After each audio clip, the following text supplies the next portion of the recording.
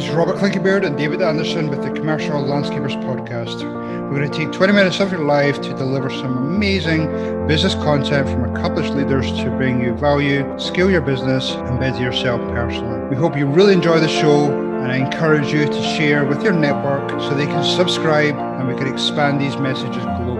We are also super excited to be supported by two brilliant sponsors. If you're tired of measuring properties, Scythe Recon platform fully automates measurements so you can focus on sales. So think measurements, think Scythe Recon. The other sponsor is Company Cam, who make it dead simple to communicate, document, and problem solve with guys in the field, no matter where you are. Company Cam brings documentation, communication, and liability protection together in one simple, easy to use app for you and your entire team. Company Cam is the only app every landscaper needs. Check it out. Okay, this is Robert Clinkybeard with the Commercial Landscapers Podcast. I'm super excited to be joined today by Billy Otteman. Billy, you're with Scythe Robotics. Welcome to the show today. Thank you. Thanks for having me. Yeah, we obviously met at the Lawn and Landscape Tech Show a few weeks ago, and we had a good conversation. You seem to have a lot of people around your booth there and a lot of interest in your product. So first, before we dive into it, tell me a little bit about your background. Because you weren't always in the landscape industry, were you? Correct. That's correct. The landscape industry is relatively new for me, which is exciting. I, as the head of marketing at Scythe, joined from an agency background. So working at various marketing agencies over the past decade or so, lots of consumer work primarily, but doing many different B2B initiatives and some other priority verticals like healthcare and into some industrial spaces as well. So my training and background is primarily on the marketing side, but coming from kind of a consulting or agency mindset, it's been really fascinating to dig into the landscaping industry and learn about its complexities and really be able to identify where the opportunities are for communications, for engaging with customers and helping businesses grow. Absolutely. You obviously being in the marketing agency business, I mean, you've probably been around quite a few owners, entrepreneurs. You've probably seen a lot of different characters out there. What was compelling about joining Scythe and their story, and maybe even specific interactions you had with some of the founders? I think it was Jack Morrison, Isaac Roberts, and Davis Foster. They were the founders. Is that right? Yeah, those were our three founders, Jack, Isaac, and Davis. And when I got connected with Scythe and started learning more about the company and where the technology had developed to, pretty advanced robotic technology that's being deployed to commercial landscaping equipment, was a really exciting thing just to hear about, kind of as a tech nerd and a robot fanatic, where my knowledge is very limited, but enthusiasm is high. Being able to speak to folks that are, literal experts in the field, some of the most advanced roboticists that there are on staff here. And that was really exciting to be exposed to and to have discussions about. But really it was what they want to do with these robots that inspired me the most. The vision of, kind of simply put, using robots to take care of the planet. How can we apply advanced technologies to scale our ability to nurture the environment? And starting with commercial landscaping, which is the industry at the forefront of green space management, and a great opportunity for us to think about our outdoor spaces and how we can use solutions like this, use technology to take better care of them. Yeah, and that was really inspiring and got me excited about the opportunity. No, for sure. And you sent across some stats to me, and I don't think I was probably aware of them, but it's been a while since I've seen them. But the landscape industry in the US is certainly well over $100 billion a year. But what sparked my interest was mowing is typically 40-ish% of the workload out there. So it's a huge opportunity for robotics. And we all hear about the challenges trying to get labor right now, whatever industry you're in.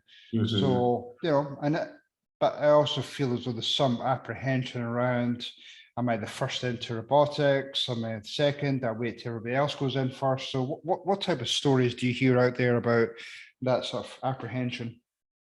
That's a great question. I would say it's quite similar to a lot of consumer work I've done in the past as a marketer. You've got your early adopters who have that kind of innovative mindset and are eager and excited to get the most advanced technology in their lives, whether that's, phones, gadgets, smart home, things like that. There's the equivalent of that on the business owner side, folks that are looking to get those types of latest and greatest integrated into their business. It's a smaller percentage, but as the market grows, then you get your more mainstream consumers, or in this case, more mainstream customers open to it. I would say there's been a lot of talk about robotics and autonomy in the landscaping industry for decades, really. So I think the biggest apprehension is just kind of a question around what autonomy and robotics really looks like in landscaping moving forward.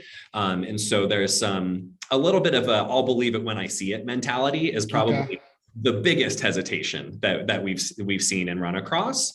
But because, as you mentioned, the labor tensions are so strong, the labor pressure is so strong, with 77% of landscaping businesses saying that their growth is hindered or stunted because of a lack of labor. Even if people are wary of technology or maybe question how easily it would be able to be deployed in their businesses, they see the end solution, the benefit that they would get from it, and that makes them quite eager to adopt, or at least to learn more in the short term. Yeah, for sure. And I can also imagine, again, I'm just throwing out questions here, but I would also imagine that when somebody potentially makes a decision, I want to go all into robotics, there's not all these robotic mowers just lying around ready to cut the grass. Is that fair? Like in terms of production scale, is that what we've obviously hundreds and thousands of landscape companies, so there's not all these robotic mowers just sitting there waiting for operators or companies to buy them up. Correct. Yeah, I feel like we'll see the adoption curve grow as production scales, both at Scythe and then perhaps more broadly across the industry. You've got your early adopters who, again, are very eager and excited to integrate robotic mowers into their fleets. We've been engaged with many already who are early pilot partners of ours, even early customers of ours today. But as we then ramp up, we certainly won't be able to meet all of the demand of the market within the first few months. There's going to be a growth period. And we feel that as that adoption curve grows and that awareness and acceptance increases, we'll be able to mirror production off of that as well, both within Scythe and I think more broadly across the industry. Right. It's going to be a big transition. It would be the same kind of thing with the electric car transition that we're seeing. There's not enough production to be able to meet the demand, with companies like Ford, Tesla, Rivian having reservation lists that are miles long, but right. Production needing to ramp up to meet that. Yeah, for sure. The I do a lot of scaling up coaching for large companies, and I'm sure through your marketing background, you've probably gone through similar exercises where you've tried to identify who are those core customers that would meet our needs early on. Have you done that exercise where you've looked at specific size of companies, or is it more commercial? What type of work have you done? Yeah, that's a great question. So a lot of that is ongoing currently. As the first marketing hire at Scythe and building the marketing department, segmentation is among the first things on my list. But we are applying the robotics first to commercial landscaping. So it is first and foremost commercial applications. Our first product is a 52-inch mower. So kind of that workhorse size that's really applicable for commercial properties or, commercial maintenance. So that is really the target there. We're looking to scale fairly quickly. So we're looking at companies with the ability to take in or grow into a fleet of at least 10 mowers is kind of our target goal, as we're going to be releasing reservations for Scythe mowers within fleets of 10 to be deployed over a deployment cycle.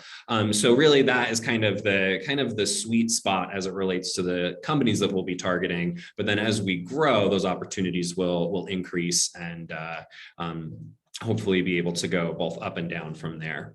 Okay, cool. The Yeah, when I went to the London Landscape Tech Show, there was probably 4 or 5 different robotic companies there. Then there was also some at the Aspire conference a few weeks earlier, and going around to each of them, tells me that they're better than their competitors. But Of course, of course. what is Scythe? Why does the technology in Scythe differ from other products in the market? Yeah, absolutely. So I'll say different, better will be up to the customer to decide. But I think there's a few differences with our robotic mower that I think set it apart. The biggest difference is the technology. Computer visioning is the primary way that our robotic mower navigates its environment. So there's 8 cameras around the machine that are seeing and responding to obstacles in the environment. So it'll go around a tree or a pole to keep the job moving. But if a human or an animal comes in the way, it stops till that gets out of the way. So that computer perception is fairly advanced. It's some of the most advanced computer visioning out on the market, and our team has been able to develop that. It's different from other mowers that use kind of either bump sensors or a ground line to keep the mower in place. And so this is using GNSS as well as ultrasonic sensors in addition to the computer visioning, the HDR cameras. So it's that perception system that's the most advanced and differentiating on our machine. I think a couple other things when it comes to robotic mowers, there have been robo mowers on the market for a while. The size and scale of our mowers is differentiating. We do about 1 acre to 1.5 acres an hour right now. And in the next few months with our next generation, our machines will be doing almost double that. Compared to some robotic mowers do about that over the course of a week. We're doing that in an hour. So that commercial application, that large scale property size is another differentiating element. And then I think the last component that is pretty critical from a safety perspective is our machines are purpose built from the ground up. So all of the robotic equipment, all of the sensing equipment is integrated into the machine from the beginning and designed around the ability to see and respond to its environment. If the sensors get bumped or the cameras get moved on other types of applications, it might not be as quality of a cut or necessarily as safe. So we really want to integrate it from the ground up to make sure that technology can be deployed to its fullest and it can be as safe as possible when it's operating. Yeah, I'm sure that's probably one of the biggest concerns. I've got some clients who are, deal with some large HOAs, there's huge acres of grass. Absolutely. Excuse me.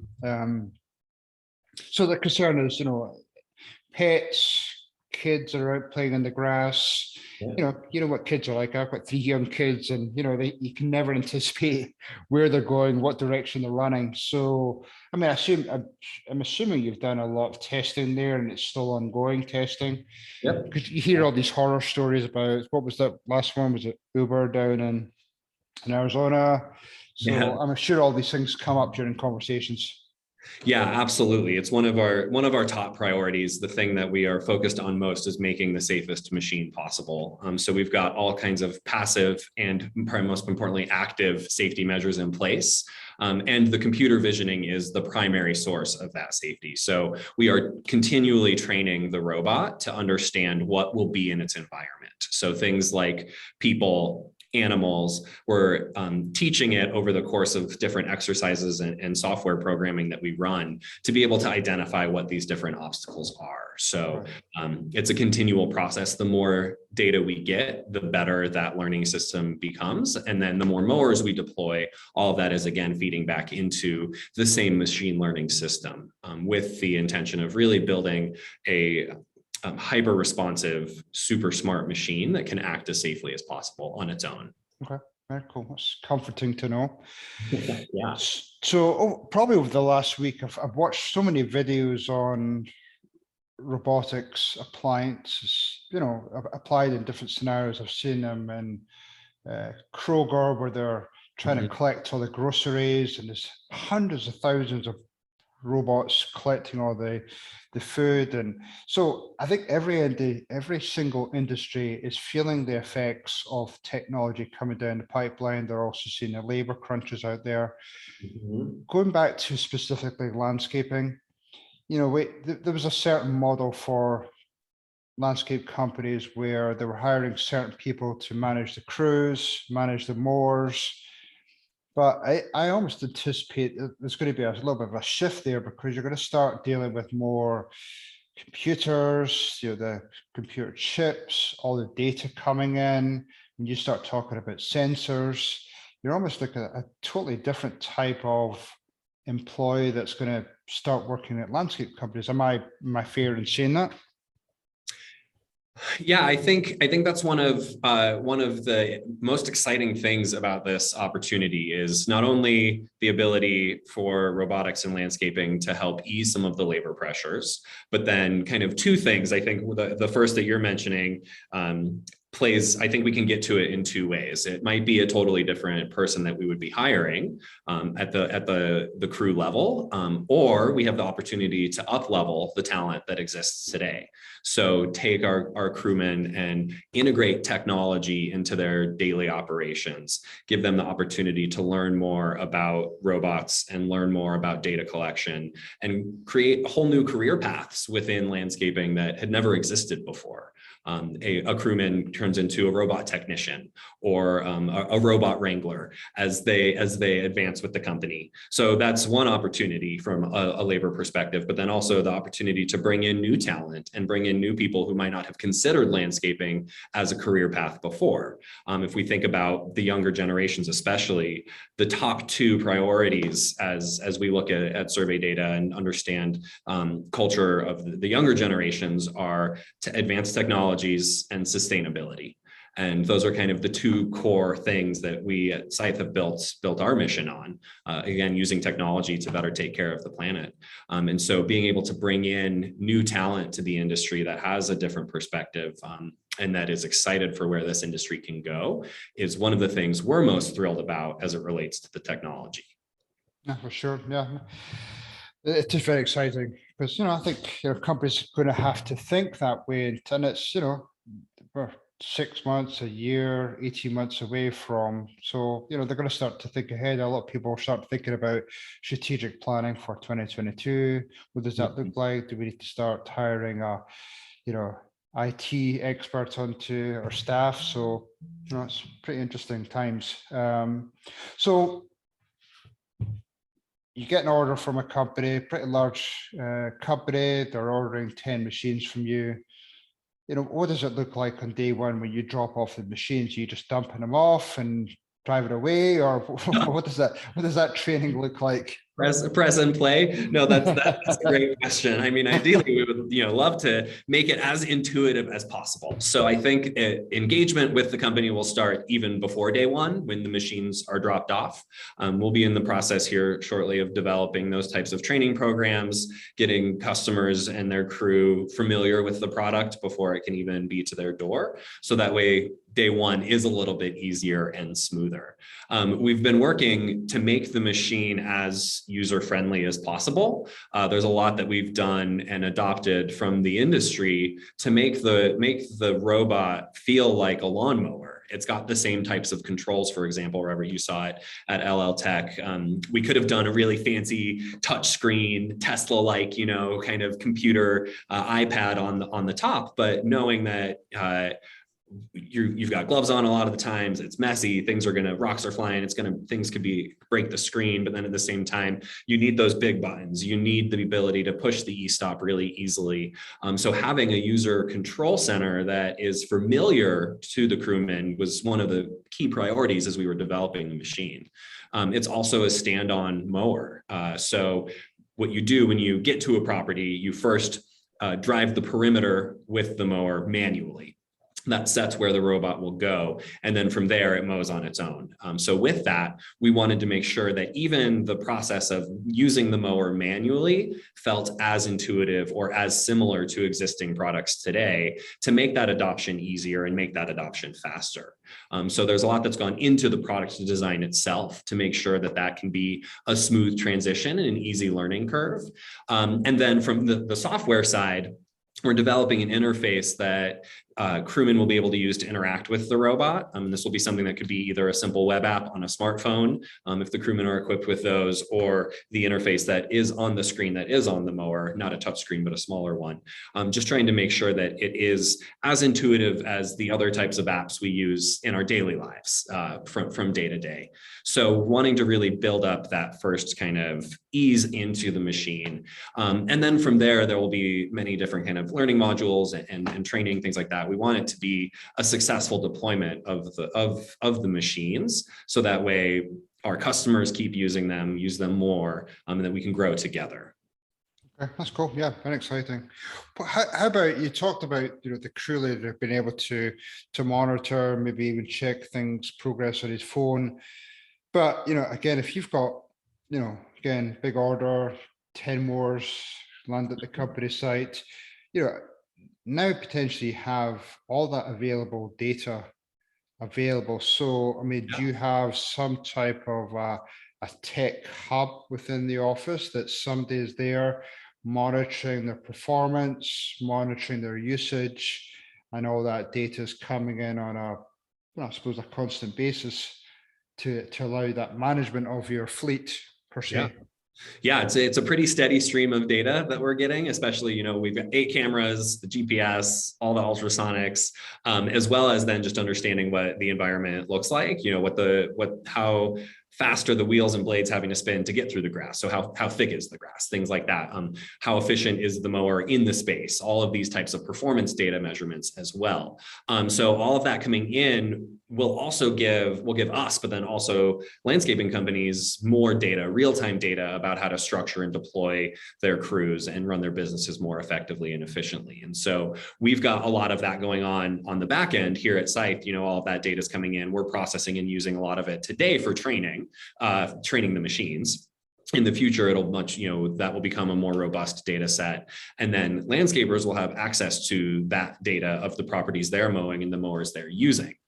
Still not exactly sure what that's going to look like yet today, but you could envision some kind of dashboard or access to that type of information where we can see these machines are being used at full capacity, whereas these mowers aren't being leveraged enough. You could redeploy teams to do this in this property more effectively, or even similarly with access to the data, the machine will start to be able to recognize upsell opportunities on a property. So it can identify a broken sprinkler head, or maybe some grass that's browner than the rest of the area, can flag that with the landscaping company. Maybe it's an account person or the owner themselves, and say, hey, you should go back and visit this customer and talk to them about these other potential opportunities on site.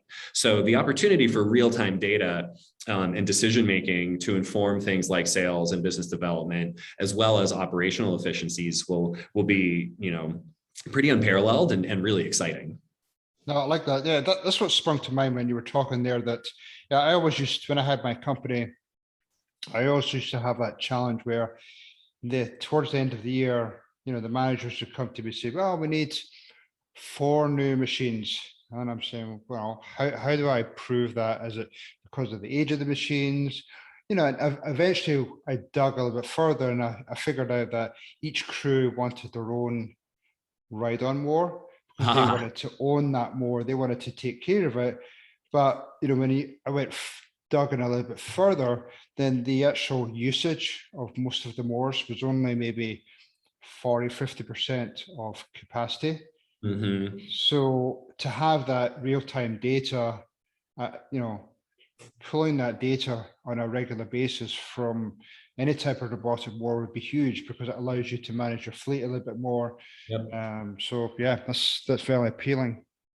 And I think with that, and I don't know if I had mentioned this to you previously, if we discussed it or not, but our incentives as Scythe are aligned with the landscaper and wanting to optimize the mowing time. What we're doing with pricing is a usage-based rental. So rather than landscapers buying the machine outright, it's almost like a flexible lease where you'll only pay per acre mowed.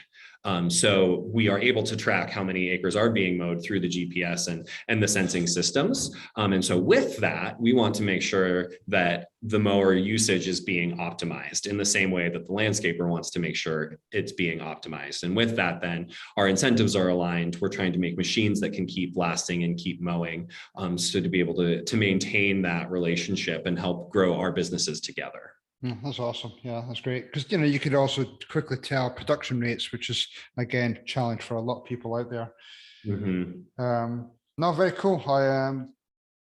Seems like a great system. If people wanted to find out more about you, the company, the more, what does it look like? And when can they maybe try one out?